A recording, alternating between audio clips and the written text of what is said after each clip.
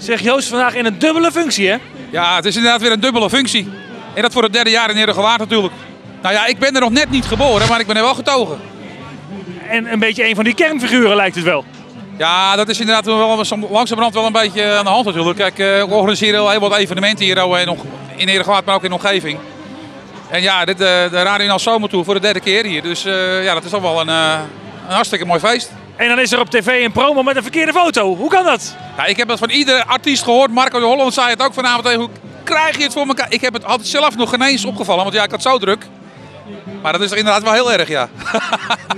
Had je bij het organiseren van tevoren rekening gehouden dat Nederland vandaag kon spelen? Nou, heel eerlijk gezegd niet, want wij dachten dat het echt op de zaterdag zou zijn. Ja, en dan kwam het WK natuurlijk dichterbij en dan krijg je al die schema's binnen. Oh nee, het zou toch niet waar zijn dat ze echt eerste worden? Maar ja, we zaten in zo'n zware pool, nou, daar gingen we maar niet vanuit. Ja, dat het zo zich zou lopen, dat hadden we natuurlijk nooit op deze manier ingeschat. Betekent dat ook een aanpassing van het programma? Ja, dat vind ik op zich wel heel jammer, want we hadden best wel heel veel artiesten erbij staan. We hebben het team moeten teleurstellen. Maar die schuiven door naar volgend jaar, want we gaan het sowieso weer een keer doen. Ik kan me van voorgaande jaren herinneren dat de grond waar we op stonden van gras was. En dit keer is het van steen. Vanwaar de andere locatie? Nou, dat is eigenlijk ook een gemeentelijke beslissing geweest.